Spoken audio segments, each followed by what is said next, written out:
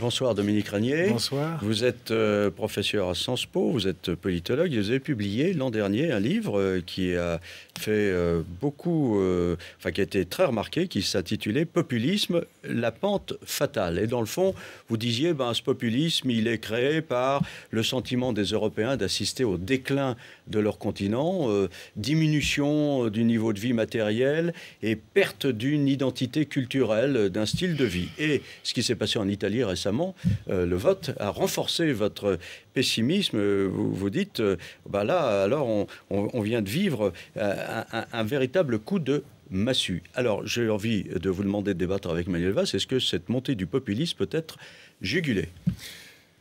En tout cas, moi, vous savez ma position, Olivier Mazerolle, et je le dis à Monsieur le ministre Manuel Valls. Moi, j'ai un point de vue politique, mais je ne suis pas ce qu'on peut appeler un politique. Je n'ai pas de mandat, je n'y prétends pas. Donc ça, vous êtes un analyste. Voilà, donc ça situe quand même, je dirais, notre interaction.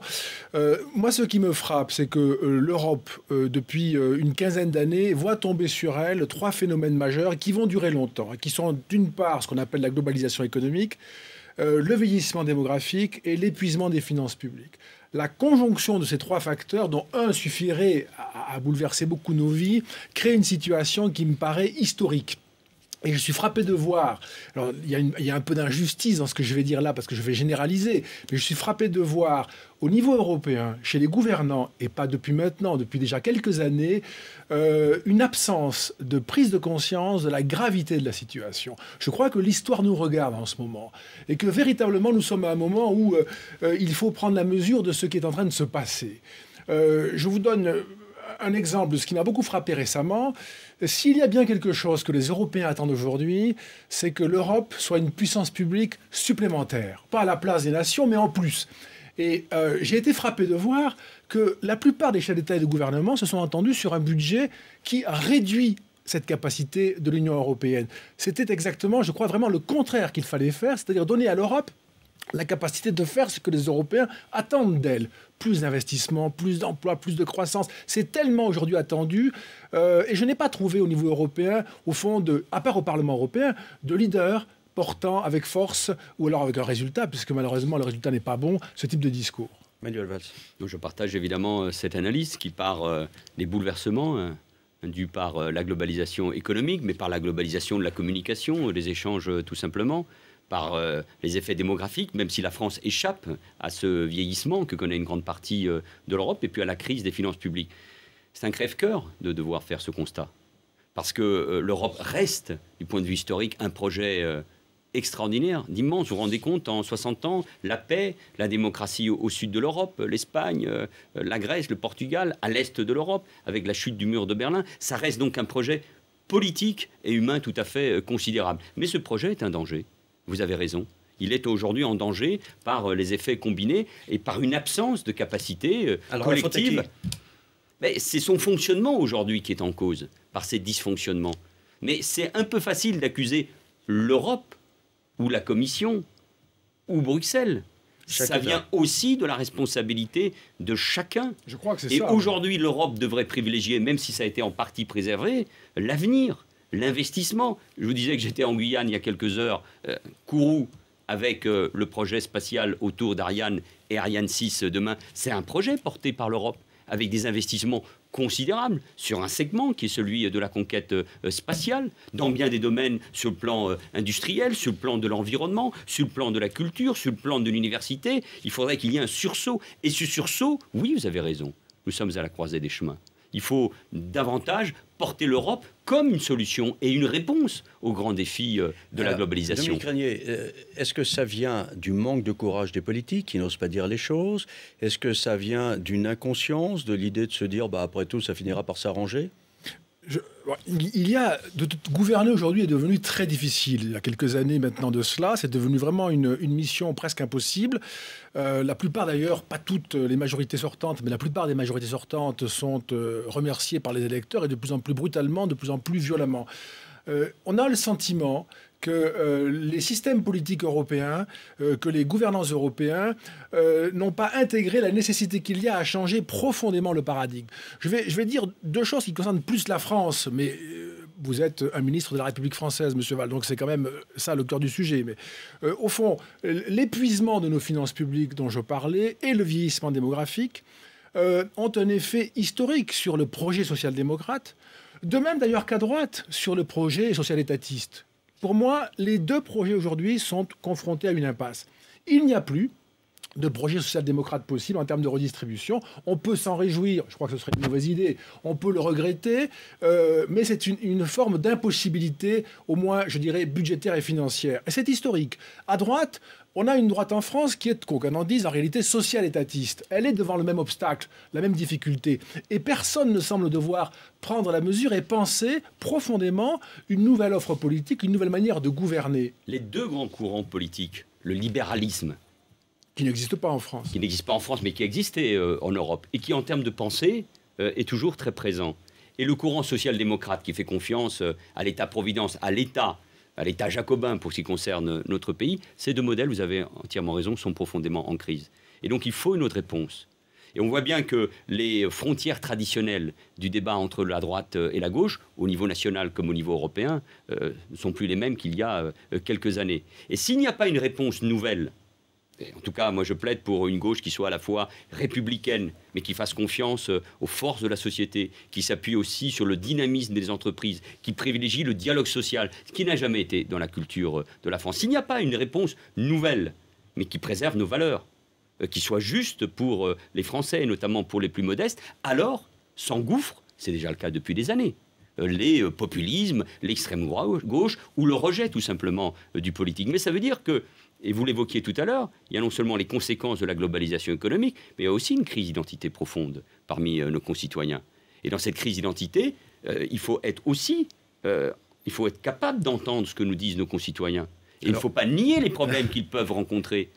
Et nous avons des grands défis pour l'Europe, que sont l'immigration, la place de l'islam dans nos sociétés européennes. Il ne faut pas nier ces questions, il faut les aborder, non pas pour en faire un sujet de polémique politique, mais pour apporter une réponse qui soit profondément juste, républicaine, mais qui n'ignore pas aussi les difficultés auxquelles sont confrontés les Français. Je ne veux pas faire de la provocation, mais justement sur ce thème-là, moi je me souviens que dans votre livre, vous parliez d'un Allemand qui à l'époque avait fait beaucoup parler de lui, qui était pourtant social-démocrate, Sarrazin, et qui en gros posait la question, est-ce que les Blancs vont-ils devenir minoritaires en Europe? Alors, est-ce qu'on a peur de parler de ce dont on parle entre soi? Alors, Thilo Sarrazin, qui est toujours membre du Parti social-démocrate allemand, a écrit un livre authentiquement raciste, dans lequel il indiquait que les Turcs dégradaient la qualité du peuple allemand. Donc c'est un livre terrible, qui est d'ailleurs le best-seller depuis 1945 en Allemagne.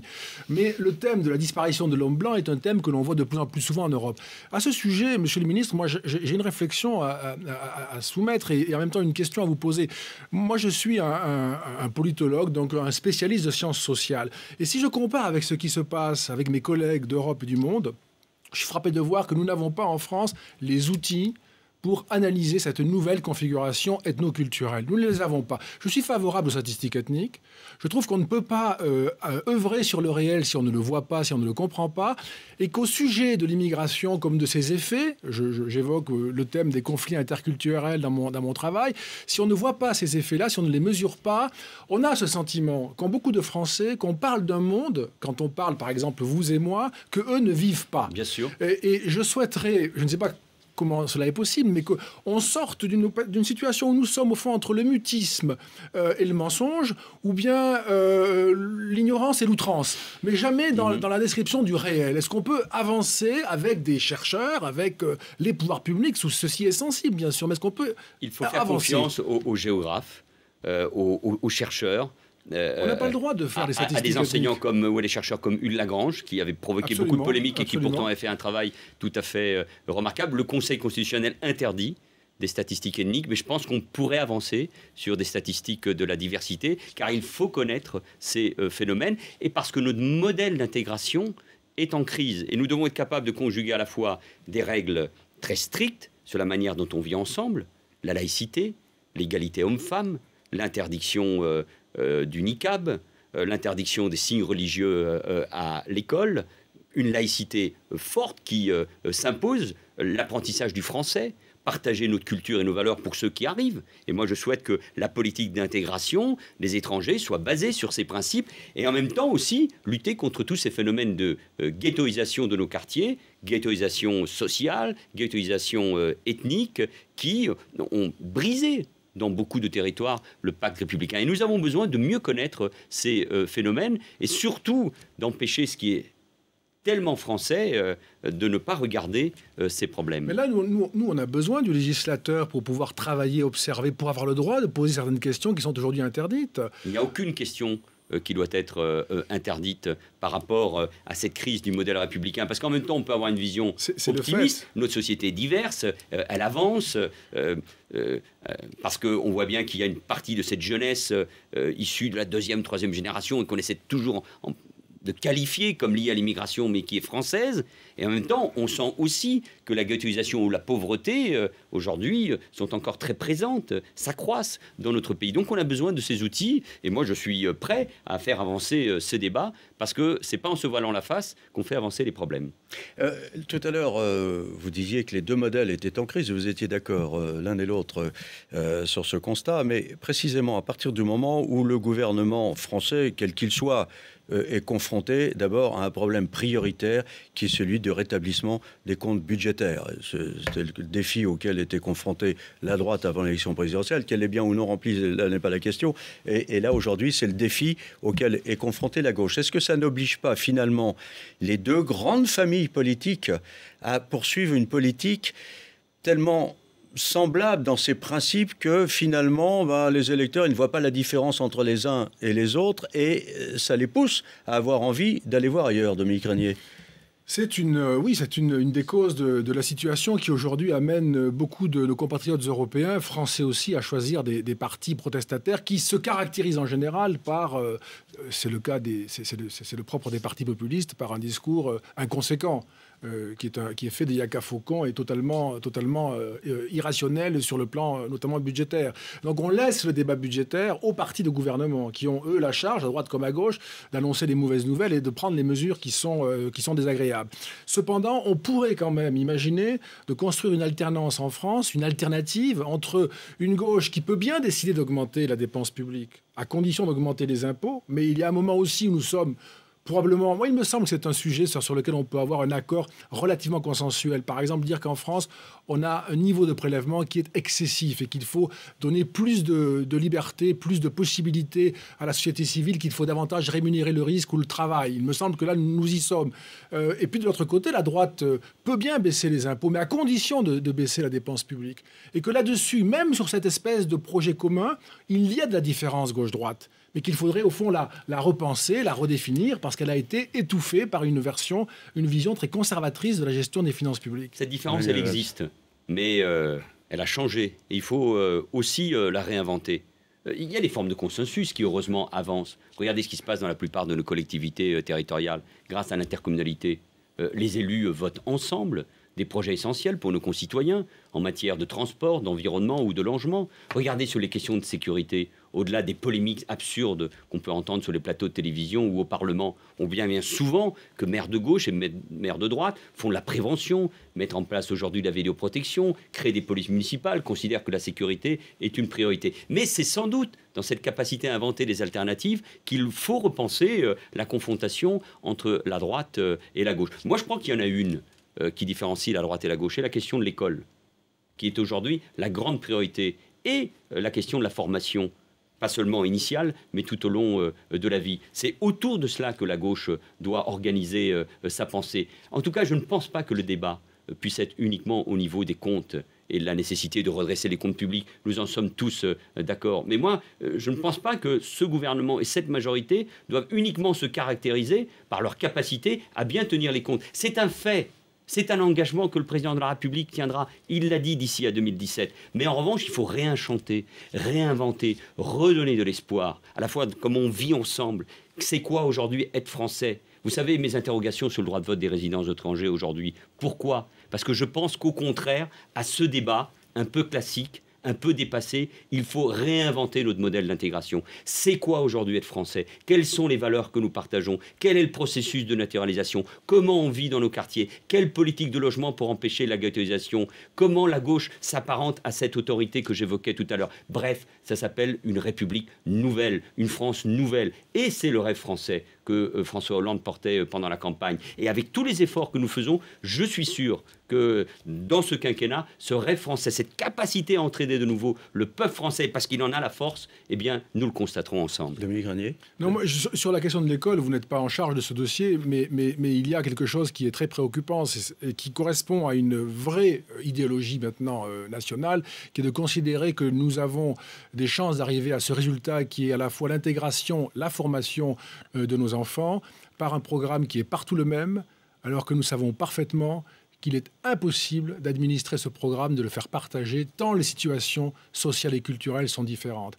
Et en finir avec ce modèle uniformisant, mais qui n'est plus aujourd'hui opérationnel, pour aller vers la construction d'un modèle beaucoup plus pluraliste, beaucoup plus différencié en fonction des publics de l'école, et pour rendre justice à ces différences culturelles et sociales, me paraît être un pas important. C'est le cas déjà en partie. Mais ça veut dire qu'il faut là aussi accepter. C'est pour ça que c'est une priorité. C'est pour ça que la dépense publique, là, elle peut être vertueuse.